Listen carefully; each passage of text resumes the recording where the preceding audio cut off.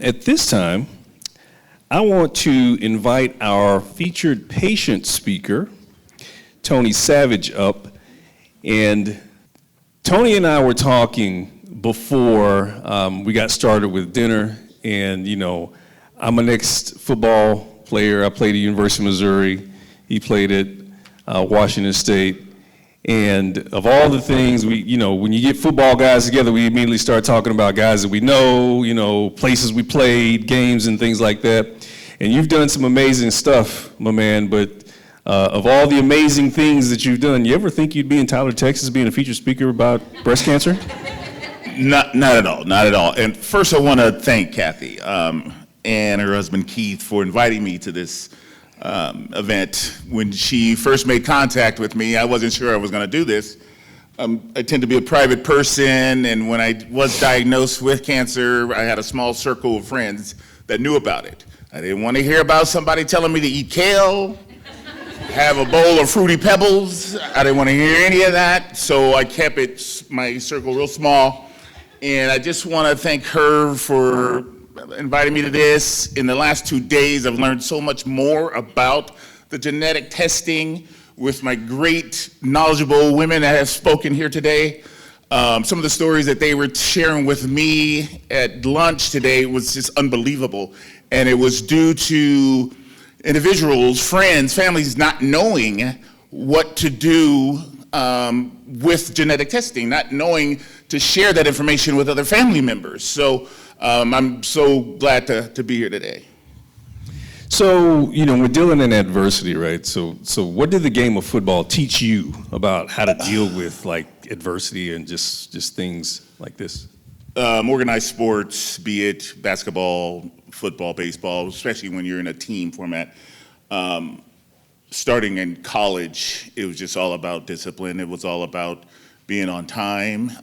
There were consequences if you were not on time. There were drills and up downs and things and running stairs if you weren't on time. So as a freshman, you come into that and it just becomes a part of your personality. Your discipline that is formed in the game, the focus that you get from the game, the friendships that you make, the true friendships that you make from the organized sports and football in general is indispensable. It's something it's very difficult to find outside of that type of arena, outside of that space and I still live that way today. My wife will tell you that I challenge myself for stupid things that I want to see if I can do just because I want to see if I can do it. But that's something that stays with me for forever since I got done playing. One thing I've talked to many patients who've battled and conquered cancer, I thought it was cultural because, my mama told me you don't talk about our business outside this house, right? But as a result, we didn't know our family health history, right? Did you know your family health history? Were you aware of it? No. When I got diagnosed, I found out that my mom's sister was diagnosed.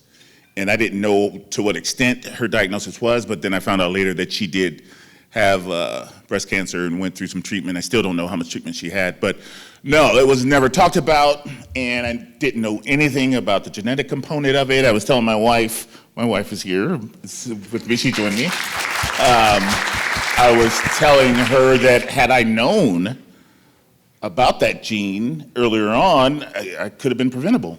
I had no clue about that gene, and during my process, that's when I found out about the BRCA gene.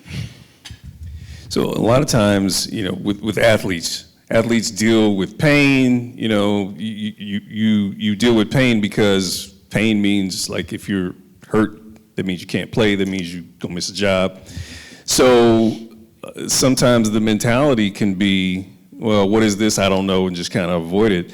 What was the path leading up to your diagnosis, having symptoms, and actually going to the doctor and being diagnosed? So I knew I had something in my left pec or breast, whatever you want to call it. I got breast tissue too.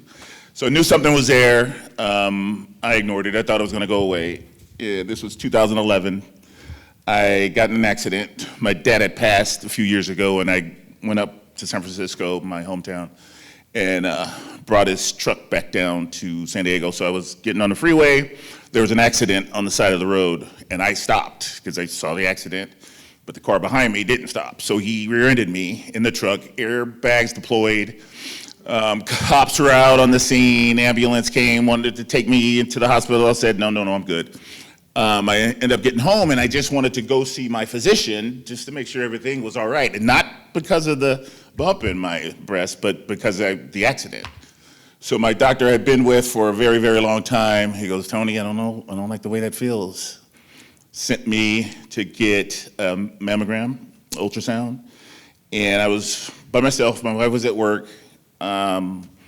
The technician didn't like what she saw. She called in the doctor. Doctor came in, and she didn't like it either. So this is 2011. I'm by myself, and my wife and I are engaged. So, and my two boys are small, and so I call her. She comes and picks me up with her sister, and the journey begins. I go in for the biopsy, and the surgeon just pretty much diagnosed it at that time, infiltrating ductal carcinoma, stage 2. So the journey began with chemo, and that was six or seven treatments, and then after that, radiation. And I'm here today because of it.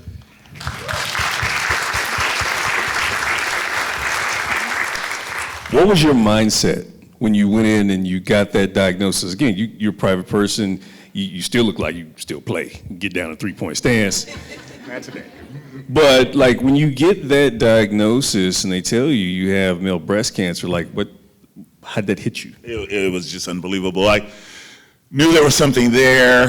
Like I said, I thought it was just going to go away. But when I went in for the ultrasound and that technician brought in that doctor, that's when it started to feel real. And I'm going, what is going on? I mean, it didn't run in my family. Like I said, it was just my aunt. And even if it had ran in my family, I still would have probably done the same thing. I still would have said, this is nothing. It's going to go away. But it was just shocking. And being there by myself, and my fiance is coming to pick me up and going, what is going on? Where's this going to go? So it was definitely something that threw me off for a while. It was something I had to accept, and after got over the shock of it, like we were talking about, the focus came into play, and I just charged forward. So at what point in the journey did someone talk to you about genetic testing, and what was your understanding of what that would do? That's what I was trying to figure out with my wife today. When did they decide to test me for the gene? And it was somewhere between probably the surgery and chemo. And they said, we're just going to test you for the BRCA gene. And I go, well, yeah, at that time, I think you could test me for whatever. I was dealing with everything else. And then that's what they told me, that, yeah, you tested positive for it. But even when I got the testing back, I still didn't really know what that meant. My kids were young at that time, so they told me when your boys get older, which they are now, they're 26 and 28, and they're hard-headed, and they don't want to listen to me, so they haven't done it yet, but I'm going to stay on them to do it. But they told me when they get of age, have them get tested. So this event this week is the first time I'm really digging into what that means, having that gene. And my sister, she's a scientist too in the Bay Area, she did get tested, and she tested negative, so she doesn't have it. But I'm still working on my boys to get them in. Well, the people closest to us, maybe not, but even in your circles, your boys, like when we get on the phone, right, you say you're a private guy, like how has that conversation been with ex-ball players, man, and how have they responded? I'm trying to think. My former teammates, maybe a few of them do know about it. I didn't really share it with many. My really good college teammates, they all know. So I talked to them. We still, stay in touch. My D-line, we have a chain link, text link that we talk. But my pro teammates, we still get together a couple times a month in San Diego, and it's not just Charger players, it's players from all over the league. And it's just about other topics, about our benefits as players and stuff like that. So when I'm in that scene, that situation, I don't talk about it. And it's just like ball. When I'm out and about, I don't even talk about football.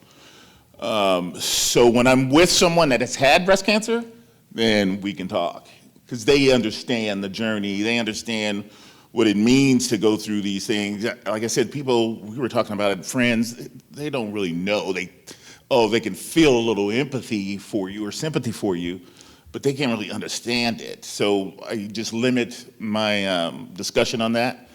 But this brought back memories. Breast Cancer Awareness Month, it brings back memories about my journey. And when a player, I'm not ashamed to say I had it. When it does come up, I'll tell them, yeah, and some of them are shocked, but it's something I did share with certain folks. First of all, I just want to honor you, man, for as you mentioned, you're a private guy, for sharing your story and being willing to do that. I know there's an NFL Players Association in your area, and this is October, right? This is Breast Cancer Awareness, but the NFL celebrates Crucial Catch, right? About early detection of cancers. And I believe your voice could be one of those voices to have influence inside the NFL Players Association to talk about a crucial catch, meaning prevention, instead of just early detection with knowing your genetic signatures or your germline variants that might increase risk of hereditary cancers. So, as you're using your voice, I'm a big believer that through the good and the bad, what happens to us has to happen to us so we can be purposed to influence or impact somebody else with our experience, to make their life a little better, to be a light in this world. And you're doing that.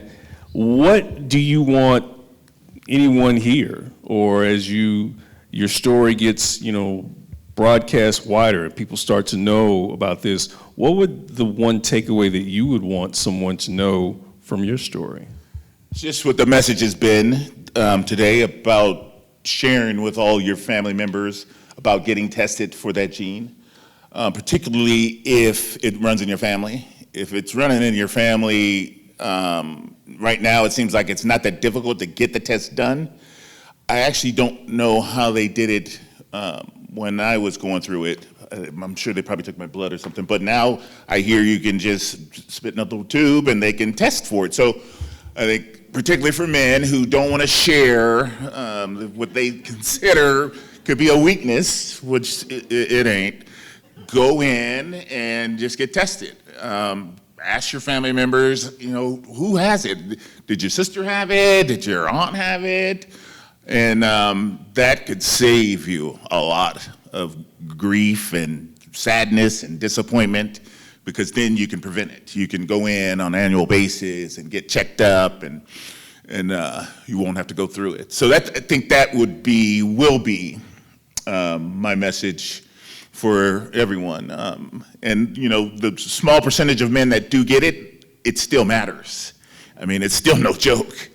I ran into a few of them after I got it, some in San Diego, that I would not have known because I got it. So whether it's 0.5% of men that get it, it still will affect you and affect your family and affect your loved ones. So I would just say, take the steps, don't wait, just go back and get the test. Now, who gonna not do that after he said it, right? Go get tested. Powerful, powerful story, powerful voice. Continue to be a light, man, especially with those brothers that we know. Yes. That we limping around and won't go to the doctor just for our limp, right? To go get checked. Thank you for sharing your story. Thank you. Tony Savage.